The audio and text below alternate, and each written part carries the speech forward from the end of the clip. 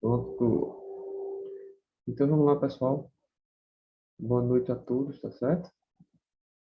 Nós vamos dar continuidade aqui já à nossa quarta aula do Desbravando Direito Penal.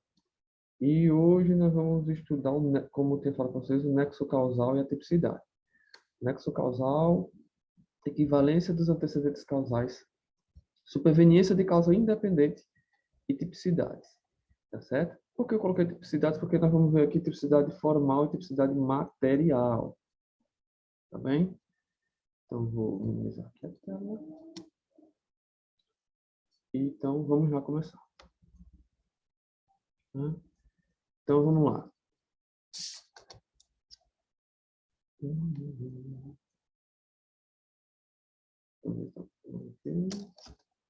Vamos lá. Então, nexo de causalidade é a ligação entre a conduta e o resultado. A aula passada nós estudamos, né, a conduta e o resultado. A gente viu que a conduta, o que é conduta? É ação ou omissão. E o resultado vai ser a materialização da coisa, né? Que coisa? A conduta. Agora, lembrando que a gente viu lá na aula passada que a conduta ela deve estar embutida com dolo ou culpa. Sem dolo ou culpa, não há crime, né? A regra é o quê? Que todos os crimes sejam dolosos, né? Todos os crimes sejam dolosos. A exceção são os crimes culposos, quando estes estão previstos na lei penal, né? Então, a regra, a modalidade é que haja dolo, o crime seja doloso. Então, o que é um nexo de causalidade? É a ligação entre uma conduta dolosa e o resultado naturalístico, né? A gente vê na faculdade resultado naturalístico. O artigo 13 do Código Penal, ele fala o seguinte, que o resultado de que depende a existência do crime somente é imputável quem lhe der causa. Então, guarda. O resultado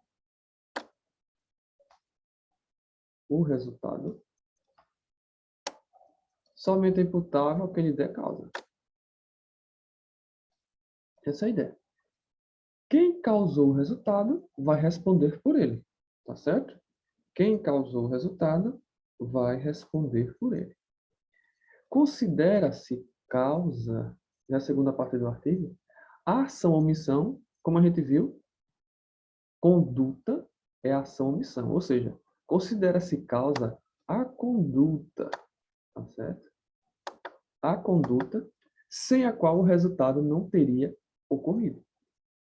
Então, o resultado do crime, ele é causado pela conduta. E essa conduta, ela deve ser dolosa. A regra é que a conduta deve ser dolosa.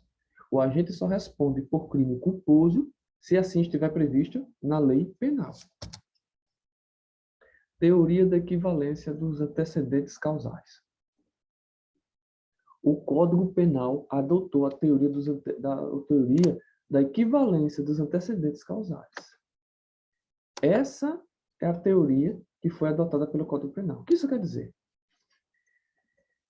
Que tudo aquilo que contribui para a produção do resultado crime será levado em consideração, terá relevância. Tá certo? Terá relevância. Então, vamos lá. Essa teoria também pode vir na sua prova com esse termo aqui, ó, nesse termo em latim, que é conditio sine qua non, né? É a condição sem a qual não existe o crime. Então, segundo essa teoria, considera-se causa qualquer condição que contribua para a produção do resultado. Então, olha só. Considera-se causa qualquer condição que contribua com a produção do resultado. Então, se alguma coisa, algum acontecimento, alguma postura, alguma conduta contribui de alguma forma efetiva para que o resultado se produza, então, esse será considerado causa. Tá certo? E quem o causou irá responder por este crime. Logo, qualquer antecedente que contribua com o resultado é considerado causa, viu? Então, qualquer antecedente que contribua com o resultado é considerado causa. Então, vamos lá. É considerado causa. Então, presta atenção nisso daí, viu? Então, para que uma conduta seja considerada causa do resultado, deve-se constar o dolo e a culpa. Tá certo? Então, lembra, a conduta do infeliz tem que estar embebida por dolo ou culpa. A gente viu isso, nós ainda estamos estudando o fato típico do crime, né? Nós ainda estamos estudando o fato típico. E a gente viu lá que para que a conduta ela exista, é necessário que a conduta seja com dolo ou com culpa. Tá certo? Então guarda isso daí, muito importante, tá certo? Para a resolução das questões. Então, para que uma conduta ela seja considerada causa, é necessário o quê? Que esteja nela o dolo ou então a culpa do agente. Caso contrário, não haverá crime. Isso daqui é a ideia que dá a limitação do regressos ad infinito, ou seja, regresso ao infinito. Imagine um indivíduo que queira matar um outro com uma faca. Então, A vai matar B através de facada.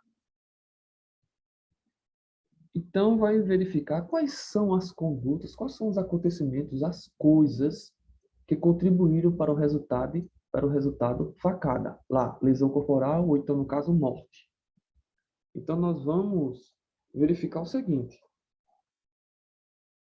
O indivíduo que vendeu a faca para A, Alfredo esfaqueia Beto. O vendedor de facas, ele tem culpa? Se a gente for levar em consideração essa teoria da equivalência dos antecedentes causais, ou seja, condição sem a qual não há o crime, condição sine qua non, velho, sim, o vendedor de facas, ele tem culpa no cartório. O indivíduo, o fabricante, o industrial, que produziu a faca, ele tem culpa? Positivo, ele tem culpa. Porque ele produziu a faca. Se ele não tivesse produzido a faca, não haveria esse acontecimento do esfaqueamento. Tá certo? Se o vendedor de facas não tivesse vendido a faca, não haveria esse acontecimento das facadas. Então, pode olhar que a gente está fazendo um regresso ao infinito. Então, a gente pode chegar até Adão e Eva. Nossa, se Adão e Eva não tivessem desobedecido, então não haveria pecado, então não teria acontecido esse crime. Então, para que a gente não vá regressar ao infinito, né? É o nome dessa teoria, né? Que é a limitação, a gente tem que levar em consideração a limitação ao regresso ao infinito. Tá? Essa aqui, ó. Regressos ad infinito. Então, deve-se levar em consideração apenas a conduta embebida de dolo. Ou seja, o vendedor de facas, ele vendeu a faca com o intuito de Alfredo esfaquear Beto. Se foi, então essa conduta dele é relevante. Então ele responde para essa conduta como se fosse um partícipe do crime.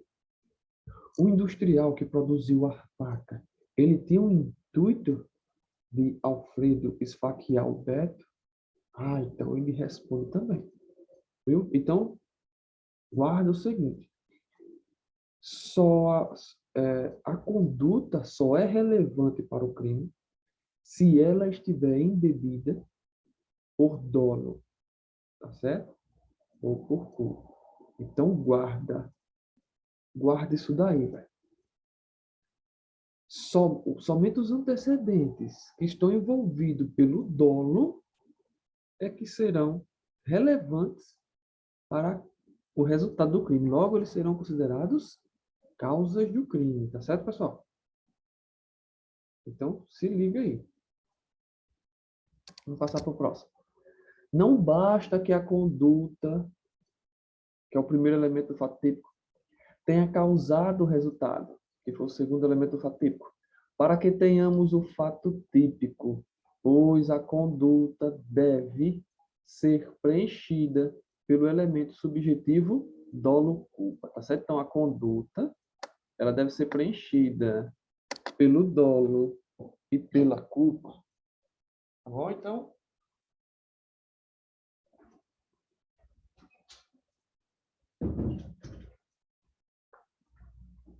Então, guarda essa observação aí. Logo, só haverá tipicidade, ou seja, o crime só irá se encaixar na lei penal se o agente cometeu o crime com dolo ou culpa. Eu quero que vocês guardem isso daqui. Eu deixei até em destaque lá no material, tá certo? E foi o quê?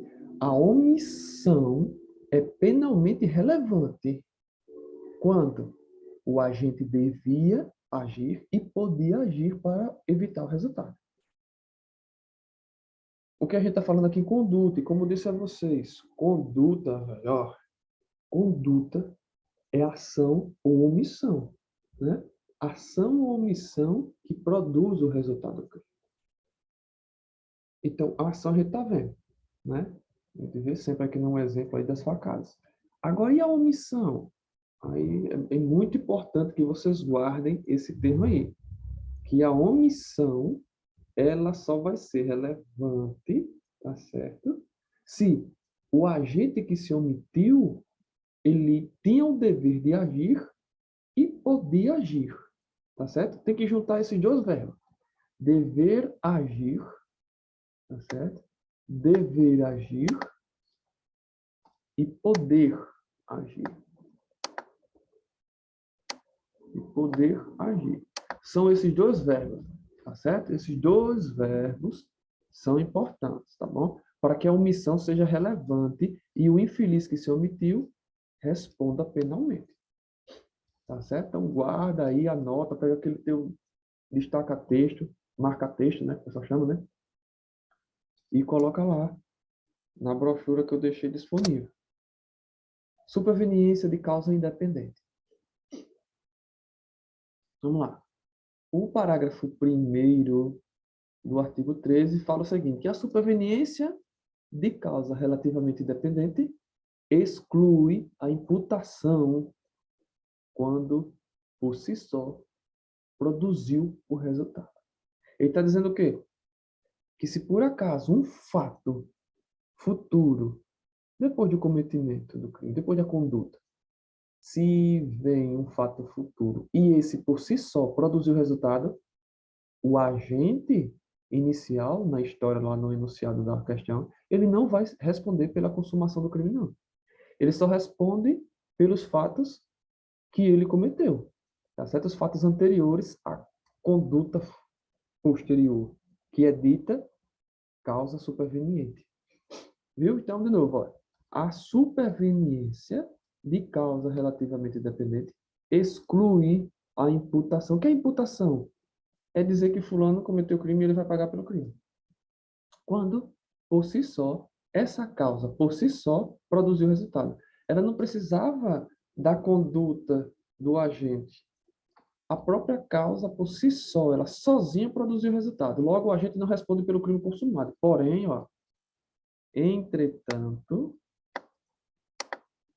os fatos anteriores imputam-se a quem praticou, ou seja, quem praticou os fatos anteriores a esta causa responde por esses fatos anteriores, esses fatos pretéritos. Tá certo? Então, olha aqui o exemplo que eu deixei. Ó. Agente pratica conduta e causa um resultado. Depois surge outra causa que possui relação com a conduta do agente. Aí é a questão genérica, tá certo? Isso aqui é uma questão genérica.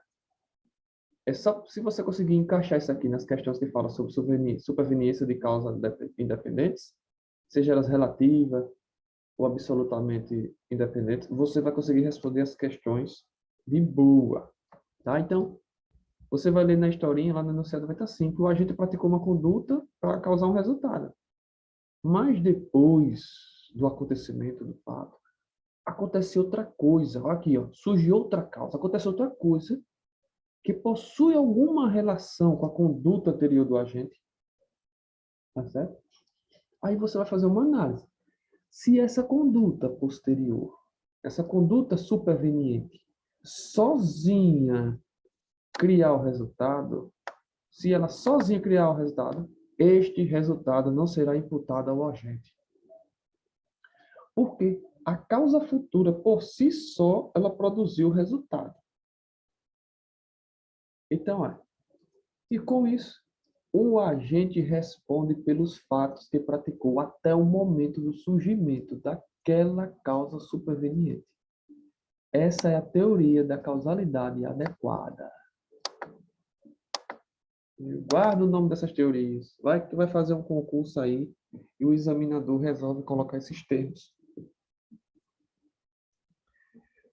Tá? Então, se por acaso essa causa superveniente, essa causa posterior, futura, por si só produziu o resultado naturalístico, então o agente que deu início a toda coisa, ele não responde pelo resultado, pelo crime consumado. Porém, ele responde por todos os atos que ele praticou que são anteriores ao aparecimento, ao surgimento desta nova causa. Vamos ver aqui o exemplo 1. Malvo esfaqueia Tício com a intenção homicida. Com a intenção de homicida, Malvo. Se o Tício morrer, Malvo responde por homicídio consumado. Se Tício não morre, Malvo responde por homicídio tentado. Por quê? Porque tem intenção homicida. Porém, Tício é socorrido por populares e encaminhado ao hospital local. Depois da cirurgia, Tício fica na UTI. Beleza. Então, Tício foi socorrido, né? Porém, houve um terremoto e o chão do quarto de Tício se abriu e este caiu do 9º andar, vindo a morrer exclusivamente pela queda. Azarado. Tício é um azarado. Então, vamos lá, ó. Presta atenção aqui. O Malvo esfaqueou Tício. Sua intenção era o quê? Homicida. Tício morreu da facada? Negativo. Olha só, nós tivemos um acontecimento, Malvo esfaqueia Tício. Depois, teve um outro acontecimento, que foi o quê? Houve um terremoto e o chão se abriu e Tício caiu do 9º andar. Tício vem a morrer, exclusivamente dessa queda. Tício morre. A intenção de Malvo era que Tício morresse. Porém, a gente tem que levar em consideração, olha, se o Tício não tivesse levado aquela facada, o Tício estivesse só no hospital, lá no 9º andar, e tivesse havido esse terremoto, o terremoto por si só teria matado o Tício, derrubando ele do 9º andar, teria derrubado o Tício? Sim, teria derrubado o Tício. Então, amigo, o Malvo, ele não responde pelo homicídio consumado. Ele não responde pelo homicídio consumado. Ele vai responder por homicídio tentado, porque a intenção dele era matar. Ele não conseguiu matar. Ele responde por homicídio tentado. Tá certo? Então, o Malvo não responde pelo homicídio consumado, mas sim por homicídio tentado. Viu? Então, as questões elas vão vir dessa forma. Ele coloca aqui um acontecimento, depois ele coloca um acontecimento posterior que vai produzir o resultado desejado pelo agente. Agora, só que esse novo acontecimento, por si só, ele produziu o resultado que o agente desejava, o marginal desejava. Então, aí, amigo, se o novo acontecimento, por si só, produziu o resultado, este exclui a imputação do agente. Logo, o agente não vai responder pelo crime consumado, não. Só responde pelos fatos até então praticados. Ó, perceba que a morte foi causada por causa superveniente, ou seja, uma causa futura do acontecimento, que, por si só, deu origem ao resultado da morte. Então, foi uma causa superveniente, né? Então, a morte veio através de uma causa superveniente que por si só produziu o resultado morte. Se por si só produziu o resultado morte, Malvo não responde. Logo, a morte de Tício não pode ser atribuída a Malvo. Porém, Malvo responderá por homicídio tentado.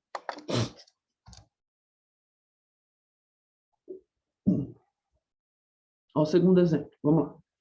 Malvo esfaqueia o Tício. Beleza. Qual é a intenção dele? Intenção homicida. Tício é socorrido por populares e encaminhado ao hospital. Beleza. Depois da cirurgia, Tício ficou na UTI. Tá lá os acontecimentos. Então nós temos o acontecimento Malvo querendo matar o Tício, esfaqueou. Tício foi socorrido e levado para o hospital. Ficou na UTI. Vamos ver agora a próxima história. Qual é o próximo fato, né? O fato futuro que vai influenciar esses acontecimentos. Vamos lá. Aí ele diz aqui, ó. Durante o tratamento, Tício adquire uma bactéria alienígena mutante e mortífera. Vixe, Nossa Senhora! Devido ao seu precário estado de saúde causado pelas facadas, vindo a falecer semanas depois. Nossa, que Tício azarado, velho. Olha só o que foi que esse infeliz pegou, né? Então, depois de ter ficado na UTI, durante o tratamento, né, durante a sua recuperação, Virgem Maria, Tício adquire uma bactéria alienígena mutante e mortífera. Mas por que ela adquiriu essa bactéria? Devido ao seu precário estado de saúde causados pelas facadas. Então percebe que o precário estado de saúde foi causado pelas facadas que Mévio deferiu em Tício. E Tício, consequentemente, por causa desse estado precário, ou seja, por causa das facadas, adquiriu a bactéria alienígena mutante e por causa disso veio a morrer. Então vamos lá. Teoria dos antecedentes causais, né? Teoria dos antecedentes causais. Tício morreu. Por quê? Porque adquiriu uma bactéria alienígena. Porque a imunidade dele estava fraca devido às facadas. Aí a gente vai voltar no tempo. Pô, quem foi que deu facada? Mévio. Logo, o Mévio vai responder pelo crime. Agora sim, o Mévio responde por homicídio consumado. Tá certo?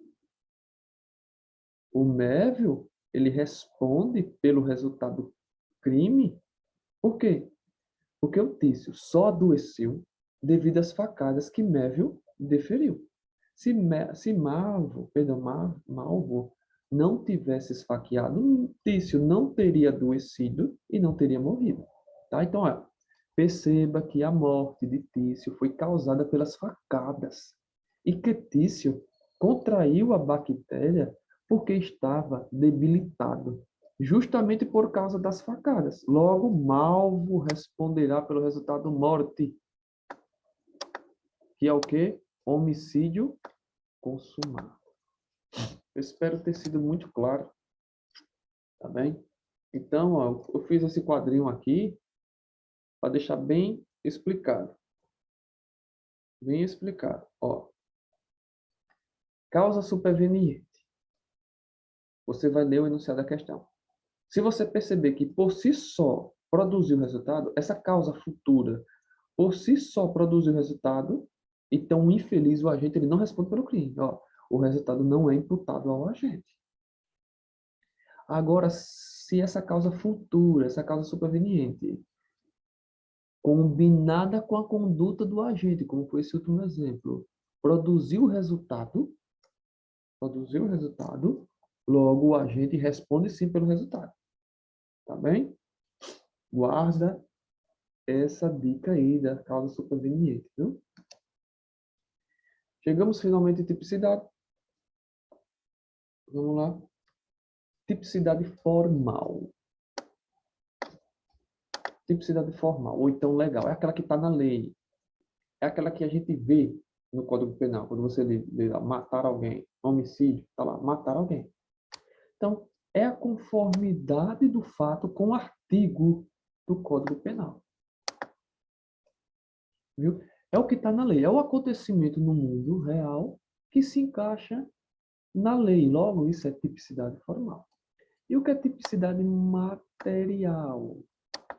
É o desvalor da conduta e do resultado, amigo. Como assim? O que é crime? De primeira, de uma maneira bem rasa, crime é aquilo que causa ojeriza às pessoas.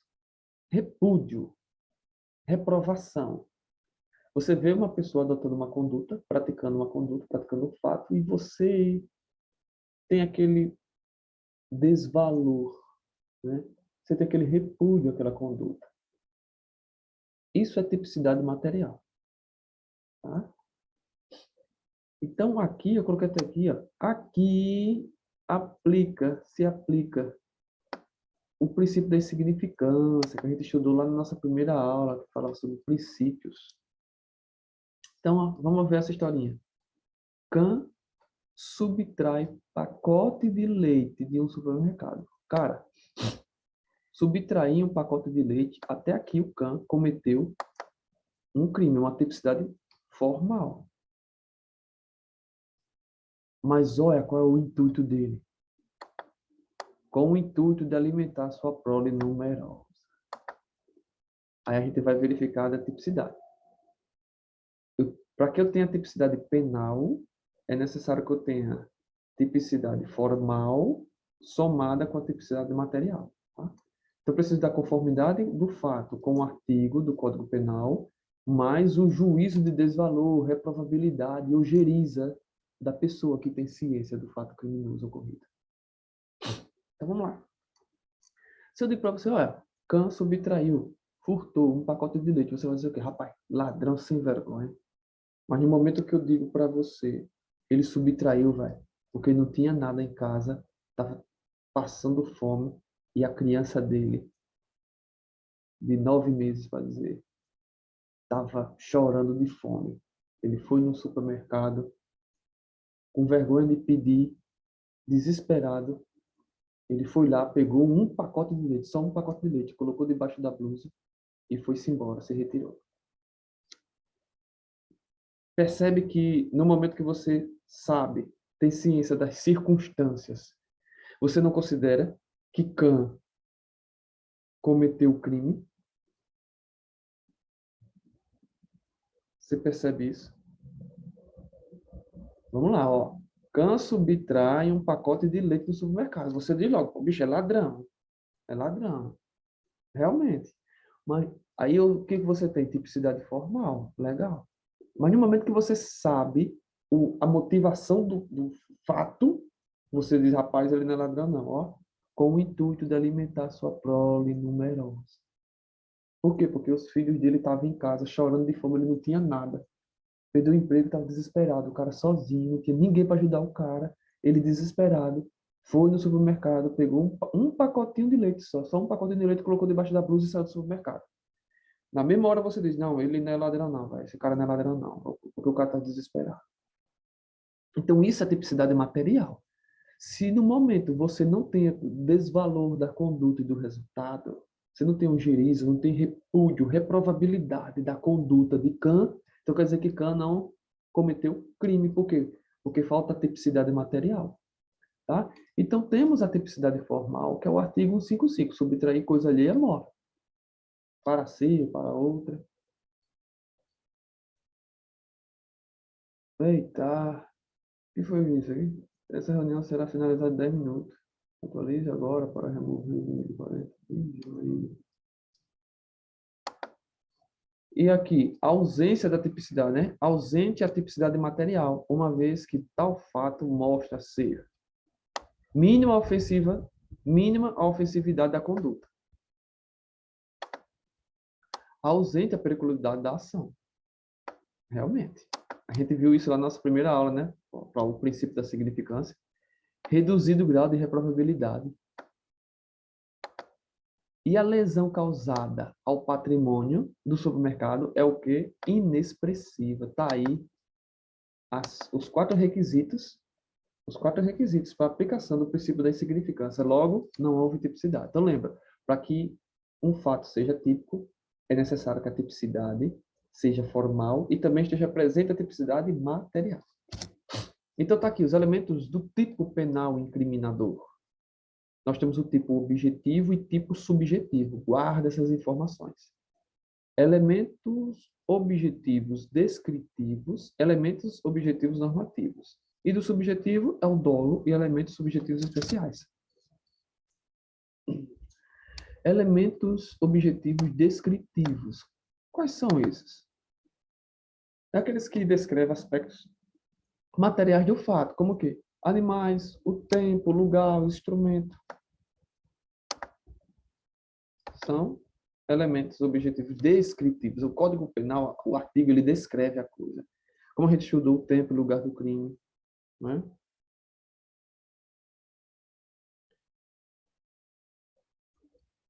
Os elementos objetivos normativos, quais são esses elementos normativos? São perceptíveis através de um juízo de valor. Você vê que o agente era um funcionário público. O que está em pauta ali é o documento público. O elemento subjetivo, dolo, que a gente vem falando desde a primeira aula. O agente quer o resultado ou assume o risco de produzir o resultado criminoso. É o dolo geral. Mas nós temos um dolo específico. Aqui nós temos o elemento subjetivo especial. O que é isso? Ele vai além do dolo. Ele vai além do simples dolo, tá certo? Pois são dados referentes ao estado de ânimo do agente. Esse elemento subjetivo especial é isso. São dados referentes ao estado de ânimo do agente. Ele vai além do dolo, porque ó, o tipo contém elementos com finalidade específica. Apresenta uma finalidade específica. Como assim?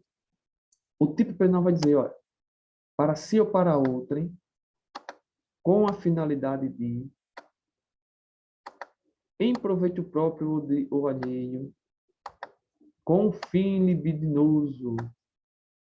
Quando você vir esses elementos no tipo penal, fique sabendo que ele é elemento subjetivo especial, porque o dolo ele é especificado aqui. Aqui o dolo ele é geral, aqui o dolo ele é especificado. Então a gente vai para as questões. Eu vou encerrar esse vídeo aqui e a gente volta com as questões. Vamos lá.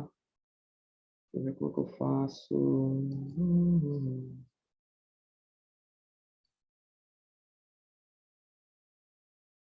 Gravação.